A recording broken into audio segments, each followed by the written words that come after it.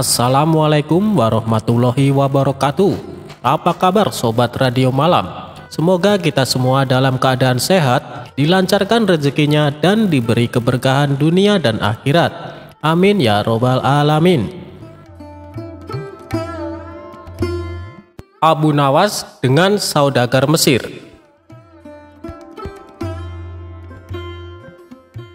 Diceritakan, suatu hari terdapat seorang saudagar dari Mesir yang datang ke kota Baghdad. Ia membawa berbagai macam barang dagangan yang tak lama seluruh dagangannya pun habis terjual.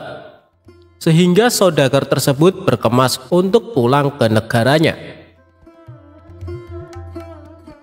Namun, karena belum mendapat tumpangan kapal yang siap berlabuh, maka ia terpaksa untuk tinggal beberapa hari di Baghdad.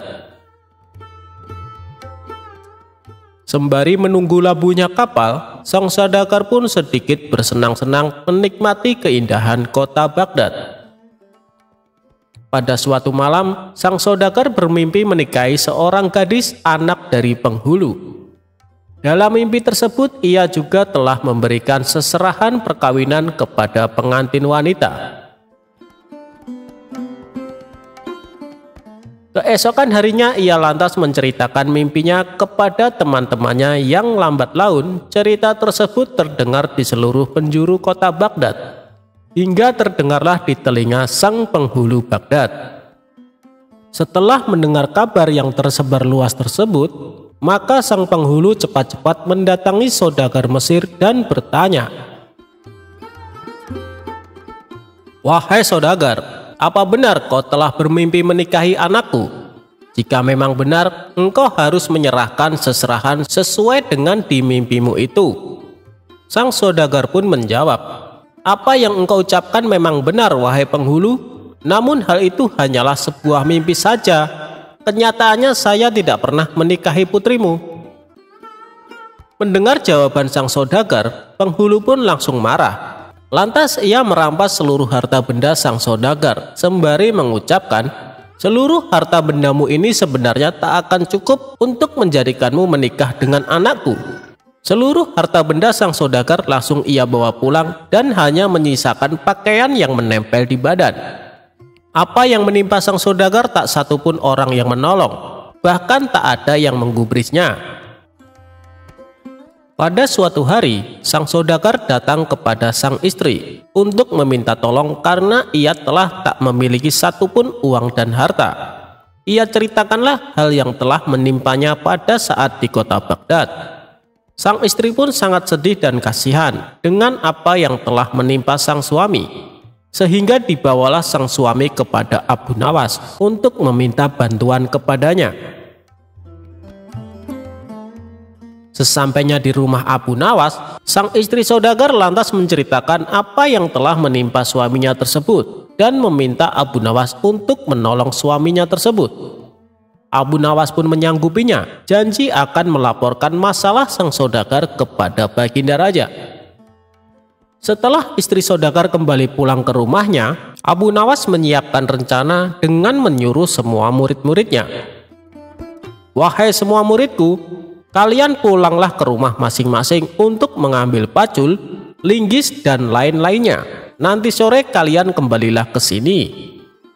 Seluruh murid Abu Nawas pun menuruti apa yang diperintahkan sang guru.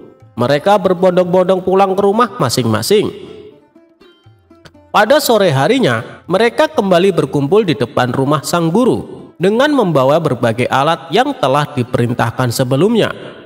Setelah semua murid berkumpul, lantas Abu Nawas memberi tugas kepada mereka semua.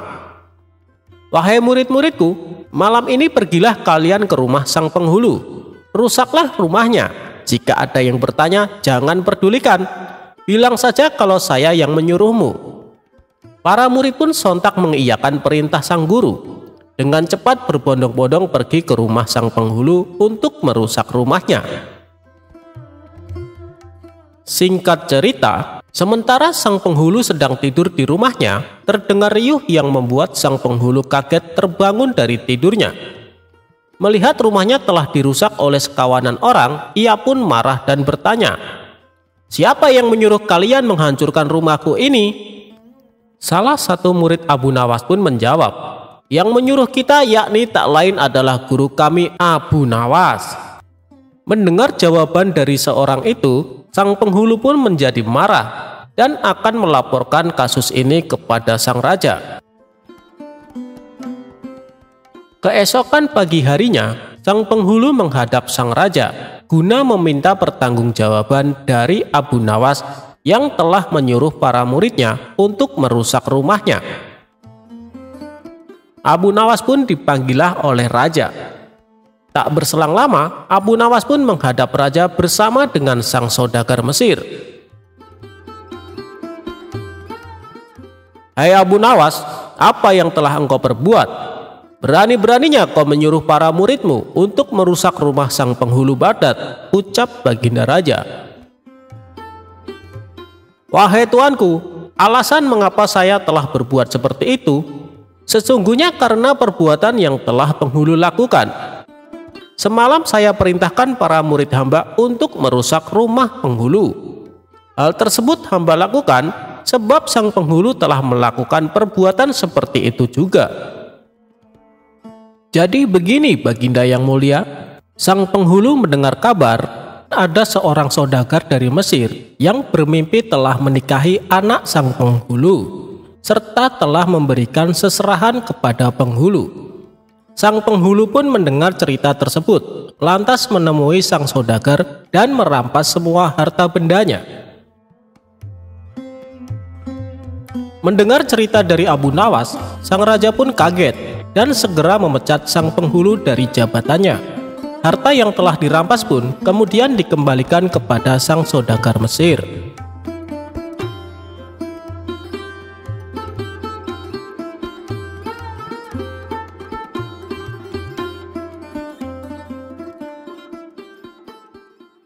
Abu Nawas dapat hadiah melimpah.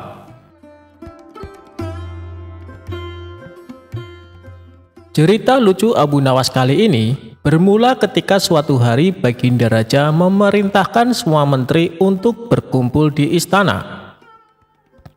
Setelah semua bawahannya itu berkumpul, baginda raja lalu menyampaikan maksudnya. "Kalian semua aku undang ke sini karena ada beberapa hal yang ingin aku sampaikan. Yang pertama, aku ucapkan terima kasih kepada kalian karena selama ini kalian telah bekerja keras ikut membantu mengurus negeri yang kita cintai ini," kata baginda raja. "Dan yang kedua, hari ini adalah hari jadi negeri kita. Jadi sebagai rasa terima kasihku, kalian semua akan mendapat hadiah," lanjutnya. Mendengar hal itu, para menteri bersorak kegirangan. "Terima kasih Paduka yang mulia," kata salah seorang menteri.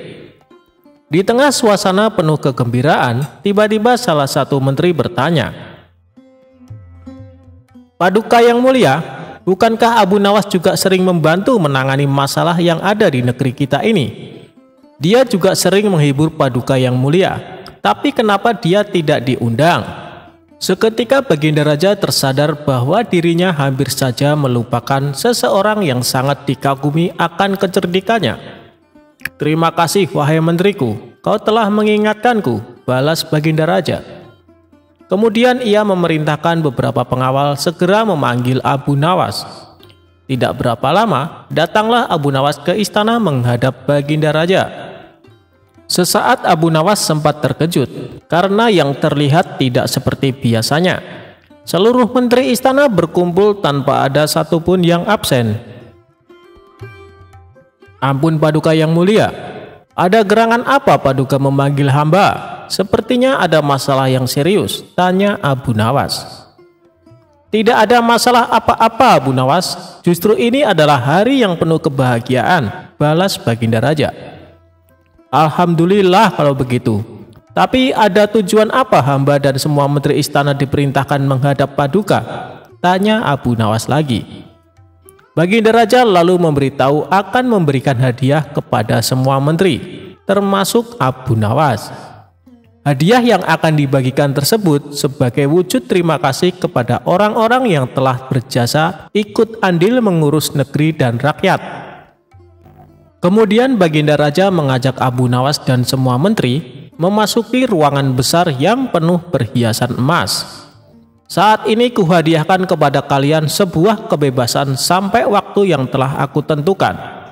Silahkan peganglah apa yang besar yang ada di dalam ruangan ini.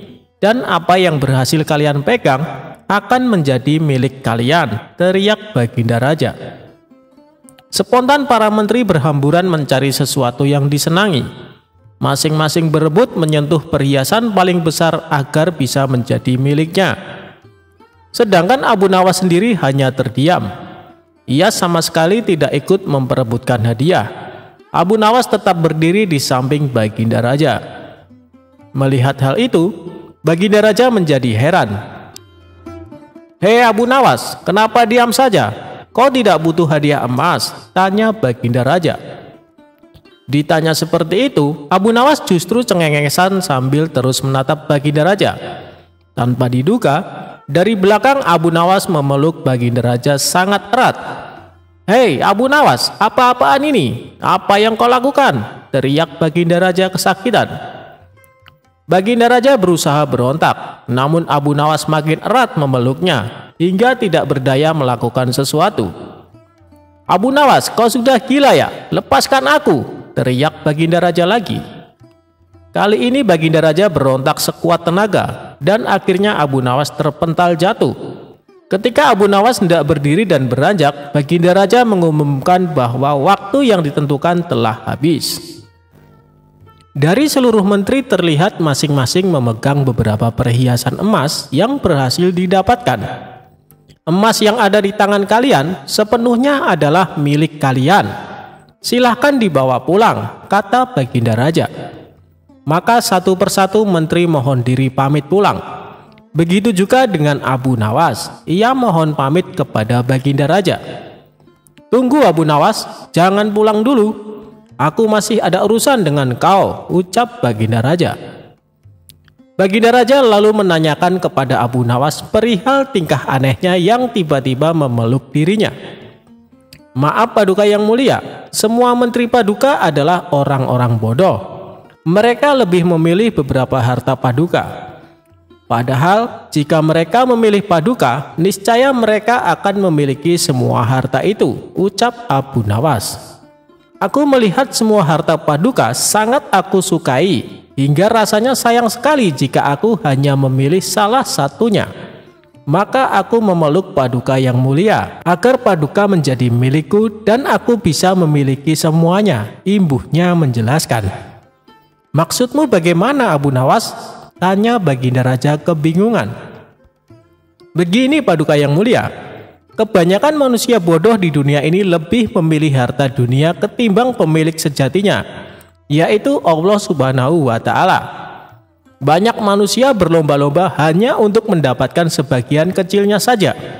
Padahal kalau dia mau memilih dan memiliki Allah, niscaya bukan hanya semua yang ada di muka bumi ini yang akan menjadi miliknya, melainkan Allah pun akan menjadi miliknya.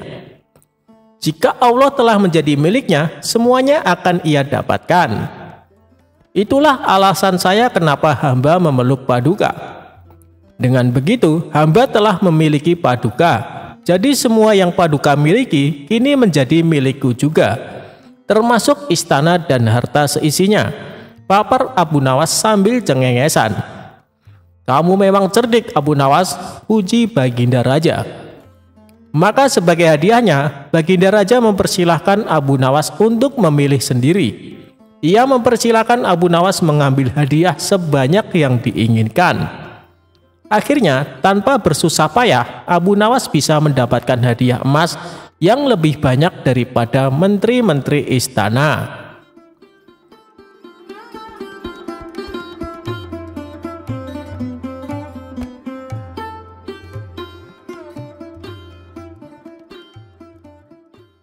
Hadiah dari Abu Nawas untuk hakim yang curang.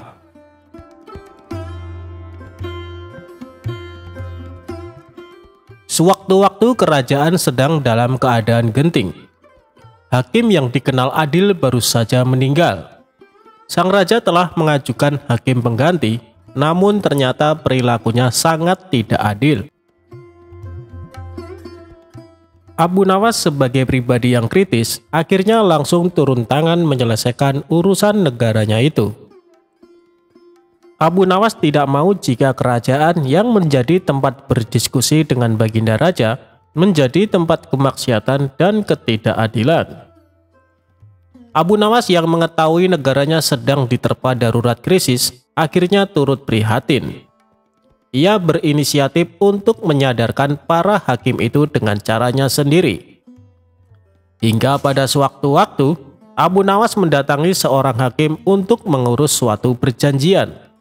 Tetapi hakim di kota Abu Nawas selalu beralasan tidak punya waktu untuk menandatangani perjanjian tersebut.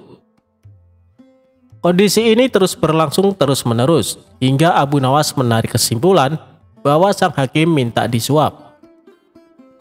Namun Abu Nawas mengetahui bahwa suap menyuap merupakan sesuatu yang diharamkan oleh agama.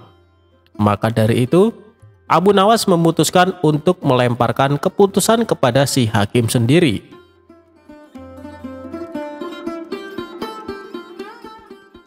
Abu Nawas kemudian menyiapkan sebuah gentong. Gentong tersebut diisi dengan kotoran sapi hingga hampir penuh. Kemudian di atas gentong tersebut diolesi mentega. Tak menunggu waktu lama, gentong itu segera dibawa ke hadapan sang hakim. Namun saat Abu Nawas menghampirinya, sesuatu yang aneh terjadi. Tiba-tiba saja kesibukan sang hakim langsung hilang dan memiliki waktu untuk menuliskan tanda tangannya pada surat perjanjian Abu Nawas. "Wahai Tuan Hakim, apakah boleh saya memberi gentong mentega itu sebagai ganti tanda tangan Tuan?" tanya Abu Nawas mengelabui. Sang hakim menjawab sambil mengamati gentong itu. "Ah, engkau jangan terlalu dalam memikirkannya," kata si hakim dengan sedikit tersenyum.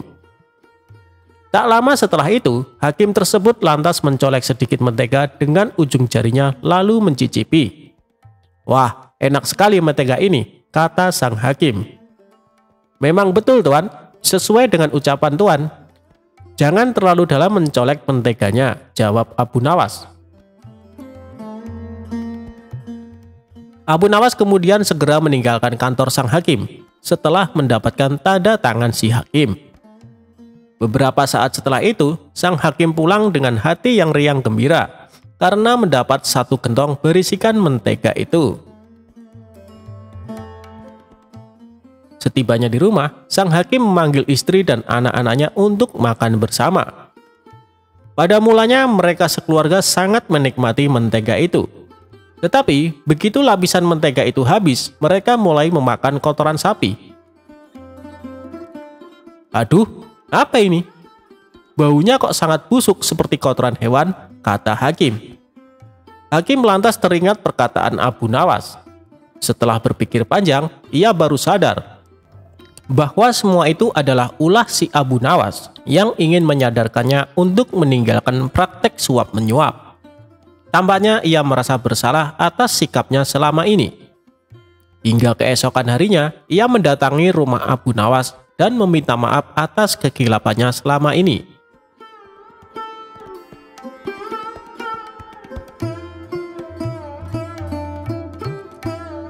Abu Nawas dan buah anggur. Pada suatu hari, hakim di istana telah wafat karena suatu penyakit. Raja menyuruh orang yang dikenalnya menjadi hakim baru di istana. Semua orang mengira hakim tersebut akan kejam dan bengis kepada para rakyat. Tak lama kemudian, hakim baru datang ke istana. Beberapa rakyat yang melihat hal tersebut pun datang ke istana dengan membawakan buah sebagai tanda selamat. Hakim bertanya kepada seluruh rakyat yang datang, "Di mana Abu Nawas?" "Kami tidak tahu Tuan Hakim," jawab salah satu rakyat. Kemudian setelah selesai dari istana, beberapa orang memberitahu Abu Nawas mengenai hakim baru. Setelah mengetahui hal tersebut, Abu Nawas pergi ke istana dengan membawa buah-buahan di atas nampan. Sayangnya, ketika di jalan semua buahnya jatuh menggelinding. Abu Nawas berusaha mengambil semua buah-buahannya. Karena cukup kesal dan lelah, Abu Nawas memakan semua buah-buahan hingga tersisa 1 butir buah. 1 butir buah tersebut dibawanya ke istana. Dan hakim baru yang melihat Abu Nawas menyambutnya dengan hangat. Kemudian Abu Nawas mempersembahkan 1 butir buah yang dia bawa. Dengan hal itu, ternyata hakim malah senang. Meskipun hadiahmu sederhana, kamu berhak menerima hadiah yang besar dariku, ucap hakim. Hakim kemudian meminta prajurit untuk memberikan 1 kantong uang yang banyak. Abu Nawas senang dengan pemberian hakim baru. Kemudian dia kembali pulang ke rumah. Sesampainya di rumah, Abu Nawas menceritakan semuanya kepada istrinya. Setelah diberitahu, istrinya menyarankan Abu Nawas untuk memberikan buah yang lebih banyak lagi kepada hakim agar mendapatkan uang yang banyak. Keesokan harinya, Abu Nawas membawa buah nanas di keranjang yang telah dia persiapkan. Saat di jalan, Abu Nawas bertemu dengan temannya. "Kamu mau kemana, Abu Nawas?" tanya temannya. "Aku mau ke istana bertemu dengan Tuan Hakim," jawab Abu Nawas. "Apakah nanas yang kau bawa itu untuk Tuan Hakim?" tanya temannya. "Ya, tentu," kata Abu Nawas. Teman Abu Nawas menyarankan dia untuk memberikan buah anggur saja agar lebih pantas diterima oleh hakim baru. Abu Nawas setuju dengan saran temannya. Kemudian dia pergi ke pasar untuk membeli anggur terbaik di sana. Akhirnya sampailah Abu Nawas ke istana dan hakim baru menyambutnya dengan hangat. Setelah mengetahui buah yang dibawa Abu Nawas, hakim sangatlah marah. "Kamu tahu kan saya paling benci dengan buah anggur," ucapnya penuh dengan emosi. Kemudian hakim meminta prajurit untuk melempari buah anggur ke Abu Nawas. Ketika dilempari buah anggur, Abu Nawas malah berkata, "Alhamdulillah." Mendengar ucapan Abu Nawas berkali-kali, hakim merasa heran. Kemudian dia bertanya kepada Abu Nawas, "Abu Nawas, kenapa kamu terus mengucapkan Alhamdulillah ketika dilempari buah anggur?" tanya hakim. "Begini Tuan Hakim, awalnya aku ingin membawa 1 keranjang buah nanas untuk Tuan Hakim. Untungnya ada temanku yang menyarankan untuk membawa buah anggur saja. Bayangin coba kalau buah nanas yang dilemparkan bisa benjol kepala saya," jawab Abu Nawas cengengesan. Mendengar jawaban Abu Nawas, hakim terpingkal-pingkal mendengarnya. Kemudian dia diperbolehkan kembali pulang ke rumah.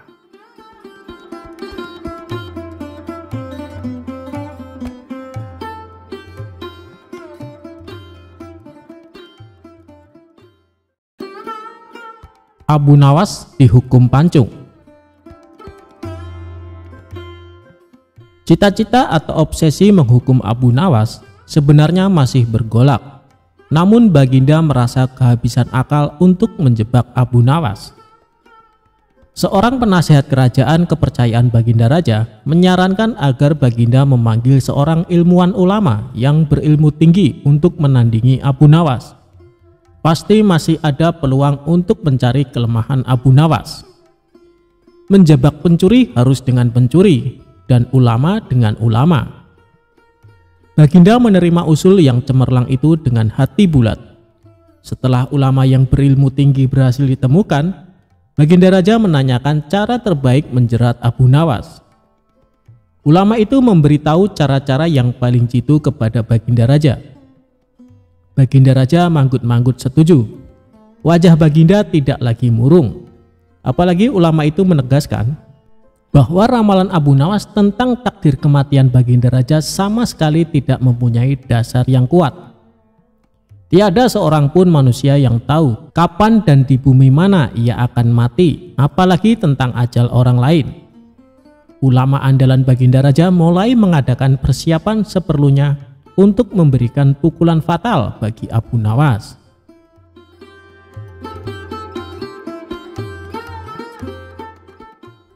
Siasat pun dijalankan sesuai rencana.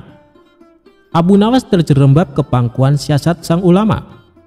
Abu Nawas melakukan kesalahan yang bisa menghantarnya ke tiang gantungan atau tempat pancungan. Benarlah peribahasa yang berbunyi, sepandai-pandai tupai melompat, pasti suatu saat akan terpleset juga. Kini Abu Nawas benar-benar mati kutu.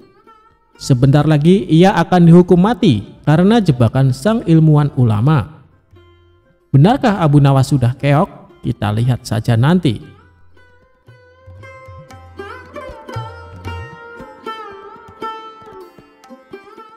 Banyak orang yang merasa simpati atas nasib Abu Nawas, terutama orang-orang miskin dan tertindas yang pernah ditolongnya. Namun derai air mata para pecinta dan pengagum Abu Nawas tak mampu menghentikan hukuman mati yang akan dijatuhkan. Baginda Raja benar-benar menikmati kemenangannya. Belum pernah Baginda terlihat seriang sekarang. Keyakinan orang banyak bertambah mantap. Hanya satu orang yang tetap tidak yakin bahwa hidup Abu Nawas akan berakhir setragis ini, yaitu istri Abu Nawas. Tidak ada yang tidak mungkin bagi Allah yang maha gagah, dan kematian adalah mutlak urusannya.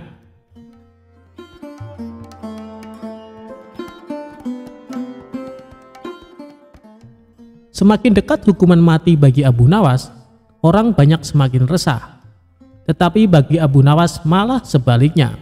Semakin dekat hukuman bagi dirinya, semakin tenang hatinya. Malah Abu Nawas nampak setenang air danau di pagi hari. Baginda Raja tahu bahwa ketenangan yang ditampilkan Abu Nawas hanyalah merupakan bagian dari tipu dayanya. Tetapi Baginda Raja telah bersumpah pada diri sendiri bahwa beliau tidak akan terkecoh untuk kedua kalinya. Sebaliknya Abu Nawas juga yakin selama nyawa masih melekat, maka harapan akan terus menyertainya. Tuhan tidak mungkin menciptakan alam semesta ini tanpa ditaburi harapan-harapan yang menjanjikan. Bahkan dalam keadaan yang bagaimanapun gentingnya, keyakinan seperti inilah yang tidak dimiliki oleh Baginda Raja dan ulama itu.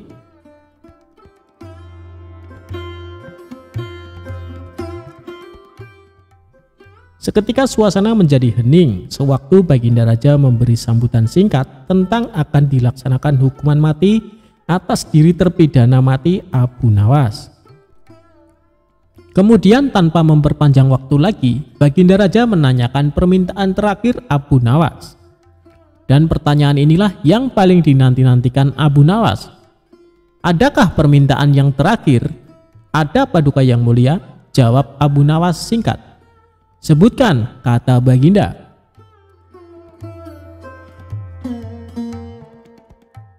Sudilah kiranya hamba diperkenankan memilih hukuman mati yang hamba anggap cocok, wahai Baginda Yang Mulia, pinta Abu Nawas. Baiklah, kata Baginda menyetujui permintaan Abu Nawas. Paduka Yang Mulia, yang hamba pinta adalah bila pilihan hamba benar, hamba bersedia dihukum pancung. Tetapi jika pilihan hamba dianggap salah, maka hamba dihukum gantung saja, kata Abu Nawas memohon. Engkau memang orang yang aneh. Dalam saat-saat yang amat genting pun engkau masih sempat bersenda gurau. Tetapi ketahuilah, bagiku segala tipu muslihatmu hari ini tak akan bisa membawamu kemana-mana, kata Baginda Raja. Hamba tidak bersenda gurau, Paduka Yang Mulia, kata Abu Nawas bersungguh-sungguh. Baginda makin terpingkal-pingkal. Belum selesai Baginda Raja tertawa-tawa, Abu Nawas berteriak dengan nyaring, hamba minta dihukum pancung. Semua yang hadir pun kaget. Orang yang hadir banyak belum pada mengerti mengapa Abu Nawas membuat keputusan begitu. Tetapi kecerdasan otak Baginda Raja menangkap sesuatu yang lain, sehingga tawa Baginda yang semula berderai-derai mendadak terhenti. Kening Baginda berkenyit mendengar ucapan Abu Nawas. Baginda Raja tidak berani menarik kata-katanya karena disaksikan oleh ribuan rakyatnya. Beliau sudah terlanjur mengabulkan Abu Nawas menentukan hukuman mati yang paling cocok untuk dirinya. Kini kesempatan Abu Nawas membela diri. Baginda, hamba tadi mengatakan bahwa hamba akan dihukum pancung. Jika pilihan hamba salah, maka hamba siap dihukum pancung. Tetapi di manakah letak kesalahan pilihan hamba sehingga hamba harus dihukum gantung? Padahal hamba kan memilih dihukum pancung. Tidak disangka kata-kata Abu Nawas membuat raja tercengang. Baginda mulai menyadari dan mengakui kehebatan Abu Nawas seperti dugaannya dari awal. Abu Nawas, aku mengampunimu, tapi sekarang jawablah pertanyaanku ini. Berapakah banyaknya bintang di langit? Oh, gampang sekali tuanku. Iya, tapi berapa? 100 juta? 100 miliar? Tanya Baginda Raja. Bukan tuanku, cuma sebanyak pasir di pantai. Kau ini, bagaimana bisa orang menghitung pasir di pantai?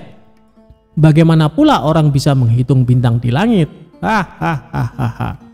Kau memang penggeli hati, kau adalah penelipur laraku. Abu Nawas, mulai sekarang jangan segan-segan sering-seringlah datang ke istanaku. Aku ingin selalu mendengar lelucon-lelucon yang baru. Siap Baginda? Lalu Baginda memerintahkan bendahara kerajaan memberikan sekantong uang kepada manusia terlucu di negerinya itu.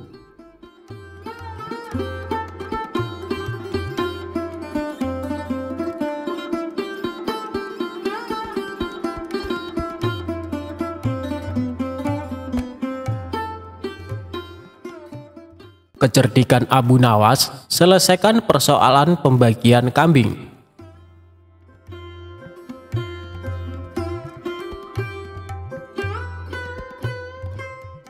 Suatu hari datanglah 3 orang desa menghadap Baginda Raja di istana. Baginda Raja yang waktu itu sedang duduk berbincang-bincang dengan para pejabat tinggi, langsung saja mempersilahkan ketiga orang itu untuk masuk. Setelah 3 orang itu membungkuk, salah seorang di antara mereka berkata, "Ampun beribu ampun Baginda, karena kami telah mengganggu perbincangan Baginda dengan para pejabat yang lain." "Tidak, kalian tidak mengganggu. Kami malah senang dengan kedatangan kalian. Memangnya ada apa kalian menghadapku? Adakah persoalan yang ingin kalian sampaikan?" "Begini Baginda, saya Ahmad mempunyai 2 ekor kambing betina. Zulfikar mempunyai seekor kambing jantan, sedangkan Zubair tidak mempunyai kambing. Karena itulah Zubair yang setiap hari harus bekerja mengembalakan kambing. Apabila ketiga kambing itu beranak pinak, maka pembagian keuntungannya juga telah kami sepakati, yakni saya mendapat separuh dari jumlah kambing. Zulfikar memperoleh 1/3 dari jumlah kambing.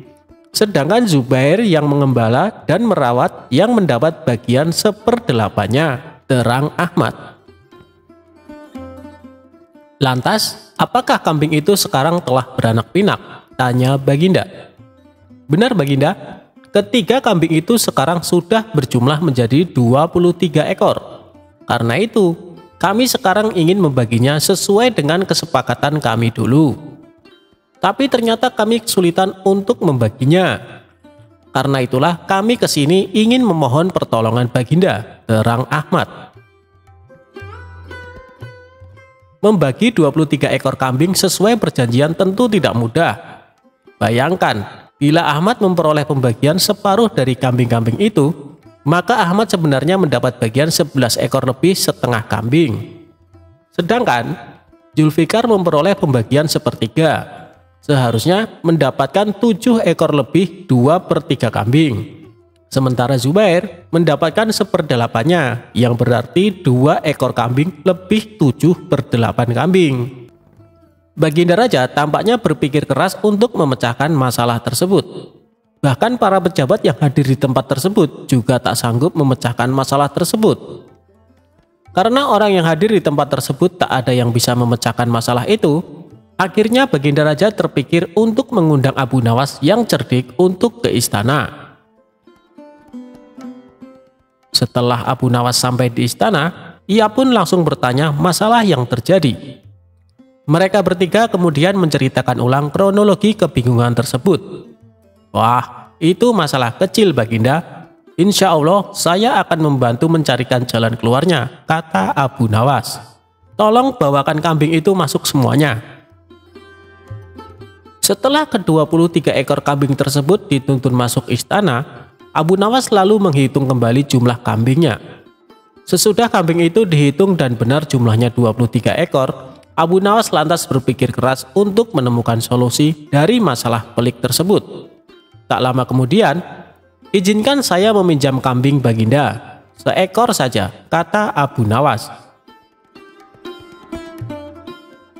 "Nah, sekarang saatnya saya akan membagi kambing tersebut sesuai dengan porsi kalian saat perjanjian," kata Abu Nawas setelah menambahkan kambing milik Baginda Raja.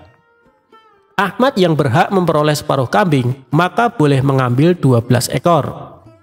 Sedangkan engkau Zulfikar, yang memperoleh bagian sepertiganya, maka boleh mengambil 8 ekor, kata Abu Nawas memerintah. Terakhir Zubair, yang memperoleh bagian 1/8-nya, maka engkau berhak mengambil bagian 3 kambing. Sisa 1, karena saya tadi meminjam 1 ekor kambing milik Baginda Raja, maka ini saya kembalikan lagi kambing tersebut. Masing-masing telah mendapatkan bagiannya. Mereka pun berterima kasih dan kembali ke kediamannya masing-masing. Perkara yang sulit itu akhirnya dapat ditemukan solusinya berkat kecerdasan Abu Nawas. Meskipun dalam hal ini ada yang dirugikan, namun mereka semua senang. Akhirnya Abu Nawas memperoleh hadiah uang emas dari Baginda Raja berkat kecerdikannya. Jika dicermati, ada yang salah atau kurang pas dari pembagian kambing tersebut. Coba seberapa telitikah sobat sekalian sehingga tahu letak kesalahannya.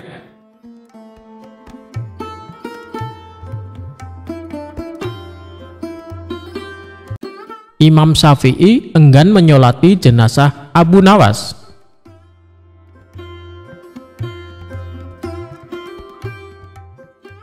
Abu Nawas dengan nama lengkap Abu Ali Al-Hasan bin Hani Al-Hakimi dikenal sebagai seorang penyair Arab yang sangat lihai. Namun di berbagai belahan dunia, Abu Nawas dikenal sebagai seorang sosok yang lucu, kocak alias jenaka. Abu Nawas juga sangat cerdik saat menghadapi raja dan memecahkan teka-teki yang belum ada jawabannya. Abu Nawas adalah seorang sufi yang paham Al-Quran dan hadis, tetapi dia menampakkan tingkah konyol dan kontroversi. Dia hidup di masa Raja Harun Ar-Rasyid dari dinasti Abbasiyah, sekaligus hidup di masa Imam Syafi'i. Masa muda Abu Nawas dikenal sebagai pemabuk yang gemar minum khamar, bahkan dijuluki penyair khamar. Imam Syafi'i kurang suka dengan sikap Abu Nawas karena dianggap tidak mencerminkan seorang muslim.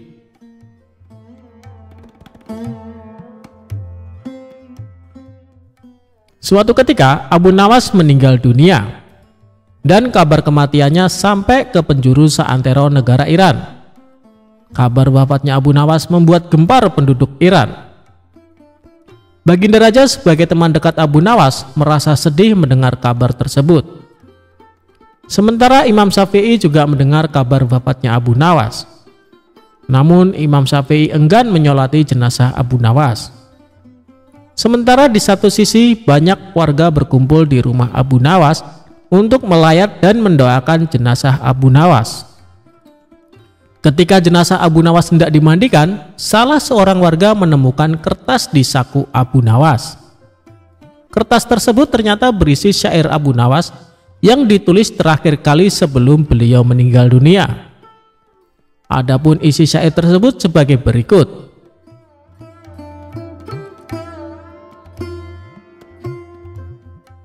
Wahai Tuhanku, dosaku terlalu besar dan banyak, tapi aku tahu bahwa ampunanmu lebih besar. Jika hanya orang baik yang boleh berharap kepadamu, kepada siapa pelaku maksiat akan berlindung dan memohon ampunan?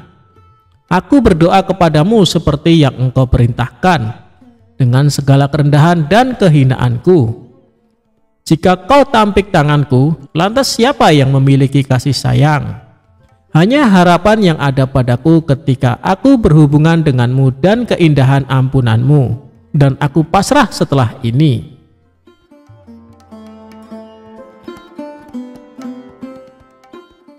Kemudian salah seorang warga membawa kertas berisi syair Abu Nawas ke rumah Imam Syafi'i. Warga tersebut menjelaskan, bahwa kertas tersebut ditemukan di saku Abu Nawas saat akan dimandikan. Setelah membaca syair Abu Nawas tersebut, Imam Syafi'i sangat sedih dan menangis sejadi-jadinya. Kemudian Imam Syafi'i pergi ke rumah Abu Nawas untuk menyolatkan jenazahnya.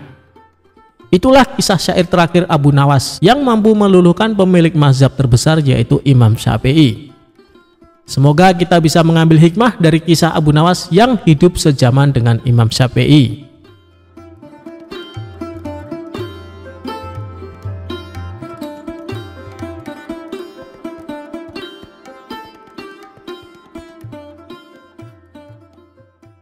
Abu Nawas nyebur ke sungai. Kali ini cerita antara Abu Nawas dan Abu Jahal. Bermula dari Abu Nawas pagi-pagi berangkat sholat subuh berjamaah di masjid. Setelah itu ia mencari kayu bakar di hutan. Di perjalanan Abu Nawas berpapasan dengan Abu Jahal. "Mau kemana Abu Nawas?" tanya Abu Jahal. "Mau cari kayu di hutan," jawab Abu Nawas. "Ayo kita berangkat bersama-sama." "Aku juga mau mencari kayu di hutan," terang Abu Jahal. Abu Nawas pun melanjutkan perjalanannya dengan ditemani Abu Jahal. Ketika mereka berjalan melewati pinggir sungai, tiba-tiba Abu Nawas tergelincir dan hampir jatuh. Namun, untunglah ada Abu Jahal di sampingnya. Abu Jahal langsung menarik tangan Abu Nawas, sehingga Abu Nawas tidak jatuh ke sungai. "Terima kasih Abu Jahal atas pertolonganmu," kata Abu Nawas. Tidak disangka Abu Jahal malah tertawa terpingkal-pingkal. "Lihatlah wajahmu yang lucu itu. Aku tidak bisa membayangkan apabila kamu terjatuh ke sungai. Pastinya akan basah kuyup," ucap Abu Jahal sambil tertawa makin keras. Sementara Abu Nawas hanya diam. Dia tidak mungkin marah kepada Abu Jahal yang baru saja menolongnya. Sejak saat itu, setiap bertemu Abu Nawas, Abu Jahal selalu mengungkit-ungkit kejadian tersebut. Bahkan saat keduanya nongkrong di warung, Abu Jahal terus menceritakan dan membesarkan hal tersebut, sampai-sampai membuat Abu Nawas merasa sangat malu. Sebulan pun berlalu. Akhirnya Abu Nawas tidak tahan lagi. Ia pun mendatangi rumah Abu Jahal. "Hei Abu Jahal, ikutlah denganku," ajak Abu Nawas. "Mau kemana memangnya?" tanya Abu Jahal. "Sudah, pokoknya ikut saja," balas Abu Nawas. Mereka berdua lantas pergi ke suatu tempat. Rupanya Abu Nawas mengajak ke sungai yang dulu dirinya pernah diselamatkan oleh Abu Jahal. Setibanya di sana, dengan masih berpakaian lengkap, Abu Nawas langsung menjatuhkan diri ke sungai. Dalam keadaan basah kuyup, Abu Nawas berkata, "Lihatlah, aku sekarang sudah basah kuyup, seperti jika engkau tidak menolongku. Jadi berhentilah mempermalukanku di depan orang-orang," pinta Abu Nawas. Abu Jahal yang mulai menyadari kekeliruannya segera meminta maaf kepada Abu Nawas.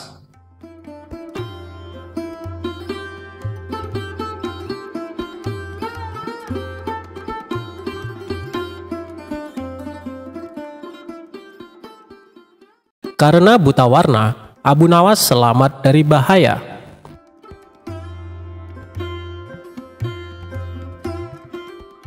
Pada suatu hari, sang menteri akan mengadakan pesta yang hanya dihadiri oleh orang-orang pilihan.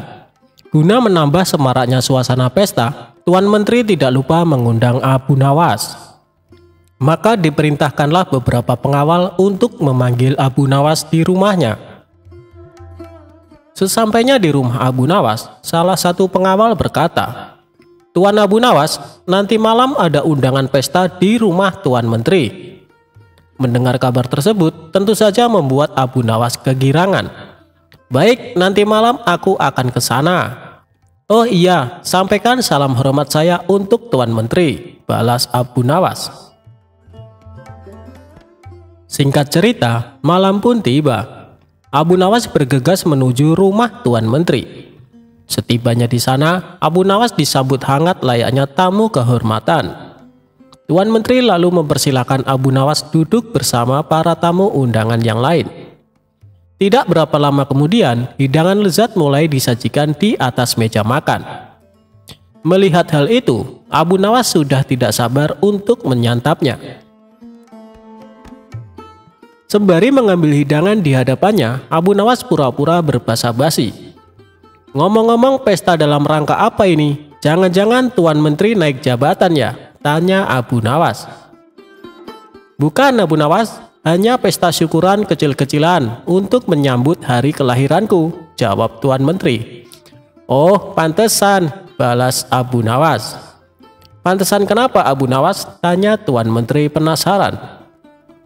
"Pantesan hidangannya enak-enak dan Tuan Menteri juga terlihat gagah serta berwibawa," puji Abu Nawas.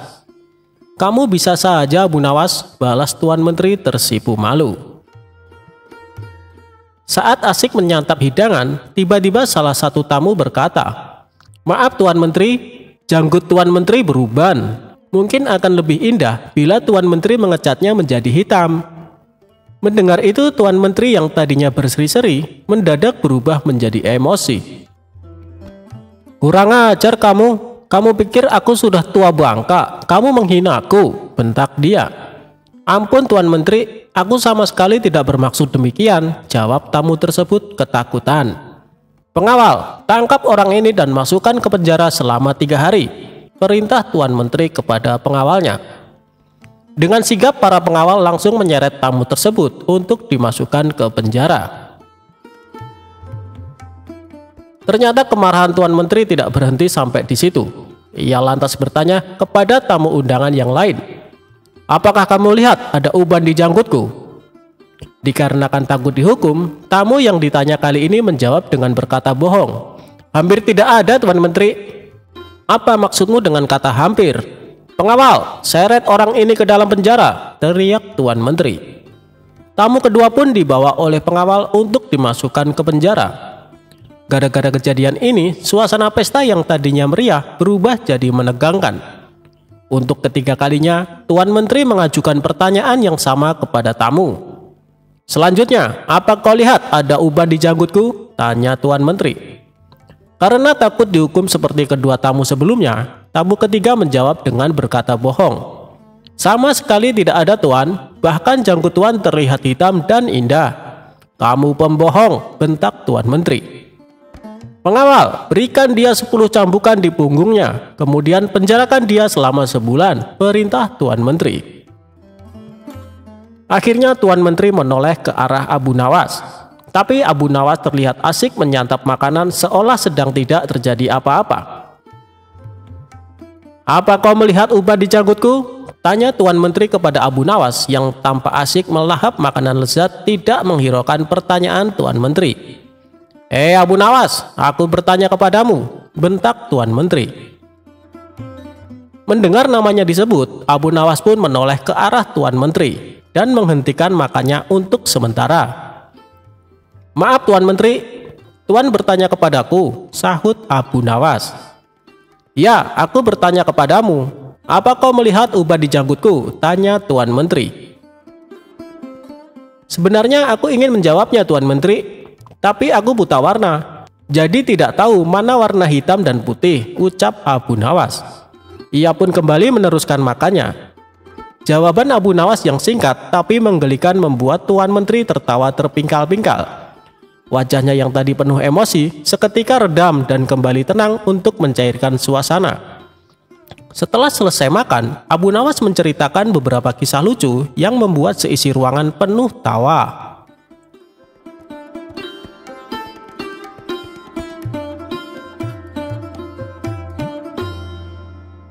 Abu Nawas tangkap harimau berjenggot. Suatu ketika, Baginda Raja terlihat sangat marah kepada Abu Nawas yang telah berkali-kali mempermainkan dirinya dengan cara-cara yang sangat kurang ajar. Tak main-main, bahkan kali ini Baginda Raja ingin membunuh Abu Nawas jika gagal dalam melaksanakan perintahnya. Abu Nawas, sekarang juga kamu harus mempersembahkan kepadaku seekor harimau berjenggot. Jika gagal, aku akan membunuh engkau, tegas Baginda Raja. Ya Tuanku Paduka, semua perintah Paduka akan hamba laksanakan. Namun untuk yang satu ini, hamba mohon waktu 8 hari, jawab Abu Nawas. Setelah percakapan itu, Abu Nawas pulang ke rumahnya.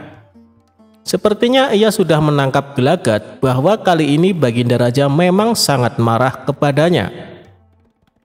Baginda Raja rupanya sedang mencari akal agar dapat mencelakakan Abu Nawas. Jadi aku juga harus berhati-hati, pikir Abu Nawas dalam perjalanan. Setibanya di rumah, Abu Nawas memanggil 4 orang tukang kayu dan disuruh untuk membuat kandang macan. Hanya dalam 3 hari kandang macan tersebut sudah jadi. Abu Nawas lalu berpesan kepada istrinya agar menjamu orang yang berjenggot apabila datang ke rumah. Istriku, jika nanti engkau mendengar aku mengetuk pintu, suruh dia masuk ke dalam kandang itu, kata Abu Nawas sambil menunjuk kandang macan itu. Baik suamiku, jawab istrinya. Ia kemudian bergegas pergi menuju musola dan membawa sajadah. Hei Abu Nawas, tumben sholat di sini, tanya imam dan penghulu musola itu. Sebenarnya saya mau menceritakan hal ini kepada orang lain, tapi kalau tidak kepada tuan penghulu, kepada siapa lagi saya mengadu, jawab Abu Nawas. Tadi malam saya ribut dengan istri saya, itu sebabnya saya tidak mau pulang ke rumah. Abu Nawas melanjutkan ceritanya. Pucuk dicinta, ulam pun tiba. Kubiarkan Abu Nawas tidur di sini, dan aku pergi ke rumah Abu Nawas menemui istrinya. Sudah lama aku menaruh hati kepada perempuan cantik itu, pikir penghulu itu yang duduk di depan Abu Nawas. Abu Nawas, bolehkah aku menyelesaikan perselisihan dengan istrimu itu? Tanya sang penghulu. Silahkan, hamba sangat berterima kasih atas kebaikan hati tuan, jawab Abu Nawas. Tak menunggu waktu lama, penghulu itu pergi ke rumah Abu Nawas dengan hati berbunga-bunga dan dengan wajah berseri-seri. Setelah sampai, ia mengetuk pintu rumah Abu Nawas. Begitu pintu terbuka, ia langsung menghampiri istri Abu Nawas dan diajak untuk bersanding. Hei Adinda, apa gunanya punya suami jahat dan melarat? Lagi pula Abu Nawas tak karuan, lebih baik kamu jadi istriku. Kamu dapat hidup senang dan tidak kekurangan sesuatu apapun, kata penghulu itu. Baiklah jika keinginan tuan demikian, jawab istri Abu Nawas. Tak berapa lama kemudian, terdengar pintu rumah Abu Nawas diketuk oleh seseorang. Ketukan itu membuat penghulu kaget dan kebingungan kemana ia harus bersembunyi. Tuan, silahkan bersembunyi di dalam kandang itu, kata istri Abu Nawas sambil menunjuk kandang yang terletak di dalam kamar Abu Nawas. Tanpa pikir panjang lagi, penghulu itu masuk ke kandang itu dan menutupnya dari dalam. Sedangkan istri Abu Nawas segera membukakan pintu sambil menengok ke kanan dan kiri. Abu Nawas lalu masuk ke rumah. Hei istriku, apa yang ada di dalam kandang itu? Tanya Abu Nawas. Tidak ada apa-apa, jawab istrinya. Apa putih-putih itu? Tanya Abu Nawas dengan penasaran. Lalu melihat penghulu itu gemetaran karena malu dan ketakutan. Setelah 8 hari, Abu Nawas memanggil 8 kuli untuk memikul kandang itu ke istana. Para warga ternyata sudah geger, ingin melihat harimau berjenggot. Karena seumur hidupnya, mereka tidak pernah melihat harimau berjenggot. Jangankan melihat, mendengar harimau berjenggot pun belum pernah. Mereka terheran-heran akan kehebatan Abu Nawas yang telah memiliki seekor harimau berjenggot. Tetapi begitu melihat penghulu di dalam kandang itu, mereka tidak bisa bilang apa-apa. Selain mengiringi kandang itu sampai ke istana, hingga menjadi arak-arakan panjang, si penghulu menjadi sangat malu. Tak lama kemudian, sampailah iring-iringan itu ke dalam istana. Hei Abu Nawas, apa kabar? Apakah kamu sudah berhasil mendapatkan harimau berjenggot? Tanya Baginda.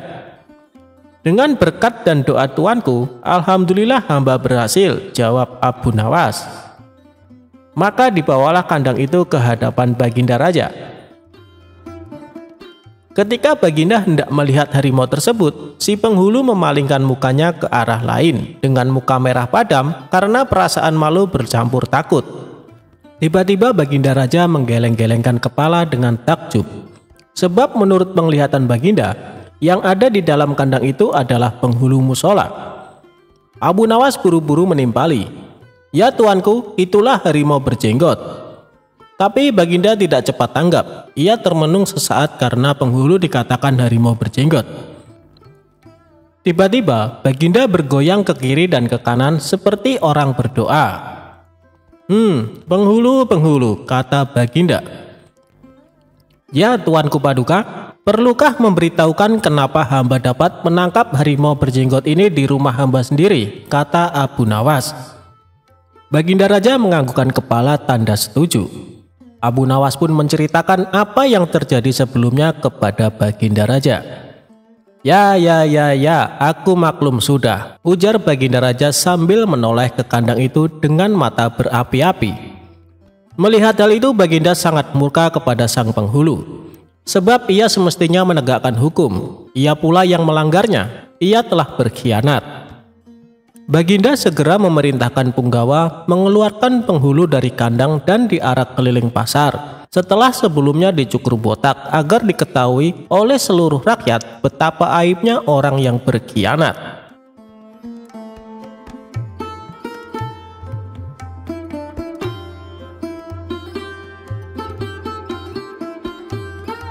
Abu Nawas lolos dari siasat busuk pemilik warung makan.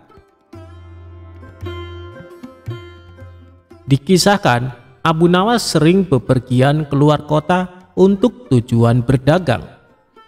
Di kota tersebut, Abu Nawas sering mampir di warung makan langganannya. Suatu ketika, Abu Nawas baru saja tiba di kota itu dan seperti biasanya mampir di warung makan langganannya itu.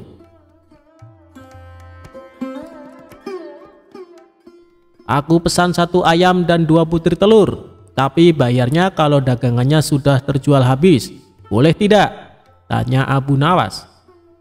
"Silahkan Abu Nawas, kamu kan langganan di warung ini." "Tentu saja boleh," jawab pemilik warung. Ketika selesai makan, ia pun pergi untuk menjual dagangannya.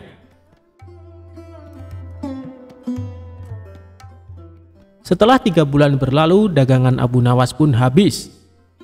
Kemudian Abu Nawas pergi mendatangi kembali warung makan langganannya. "Aku pesan makanan seperti dulu, 1 porsi ayam dan 2 butir telur," ucap Abu Nawas. Setelah Abu Nawas selesai makan, ia pun berkata, "Aku minta total tagihannya. Jangan lupa digabung dengan tagihan 3 bulan yang lalu," kata Abu Nawas.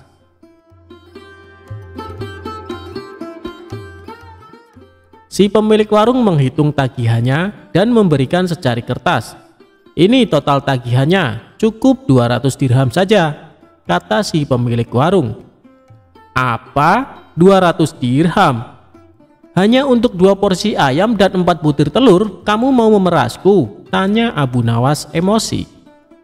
"Harga ini sudah cukup murah. Coba kau pikir, ayam yang kau makan sejak 3 bulan lalu, jika setiap harinya dia bertelur, maka akan menghasilkan ayam-ayam yang banyak. Dan jika dijual akan menghasilkan ribuan dirham. Tapi aku hanya menyuruhmu membayar 200 dirham saja," kata si pemilik warung. "Ini tidak adil, hanya akal-akalanmu saja," kata Abu Nawas.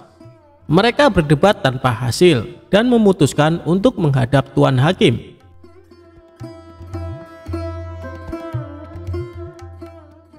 Ketika keduanya menemui hakim, ternyata hakim berpihak kepada pemilik warung.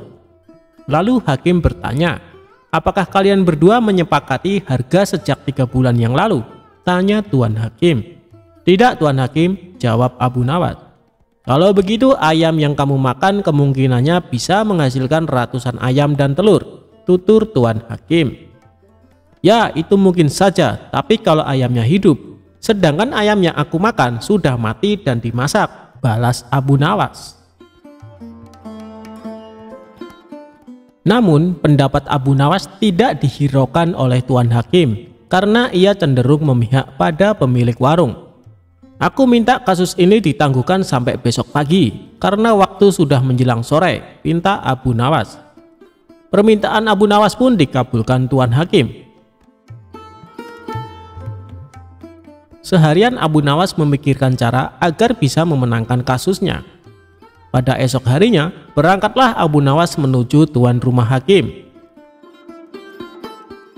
Setibanya di sana, ternyata si pemilik warung sudah datang lebih awal. "Kenapa kau terlambat dan membuat mereka menunggu?" tanya Tuan Hakim. "Maaf Tuan Hakim, tadi ada tamu bisnis. Ia minta biji gandum untuk ditanam. Terpaksa aku harus merebusnya dahulu, dan setelah matang aku berikan kepadanya untuk ditanam. Itulah yang membuatku datang terlambat," kata Abu Nawas. Mendengar itu, Tuan Hakim dan pemilik warung menertawakan Abu Nawas. Lalu dengan nada mengejek, si pemilik warung berkata kepada Abu Nawas, "Luar biasa, aku baru dengar ada biji gandum yang sudah direbus, ditanam, dan kemudian bisa tumbuh." Tuan Hakim dan pengacara tertawa terpingkal-pingkal. Setelah tawa mereka mereda, Abu Nawas berkata, "Itu memang aneh. Tapi kenapa kalian tidak tertawa ketika ada ayam yang sudah dimasak dapat bertelur dan berkembang biak, lalu dipatok harga sebesar 200 dirham, kata Abu Nawas. Spontan Tuan Hakim dan pemilik warung terdiam, tak sepatah kata pun keluar dari mulut mereka. "Kenapa kalian terdiam? Apa harus aku yang tertawa?" tanya Abu Nawas. Wajah mereka berdua langsung pucat, dan setelah terdiam agak lama, Abu Nawas pun keluar. Dan akhirnya Abu Nawas dapat lolos dari siasat licik si pemilik warung.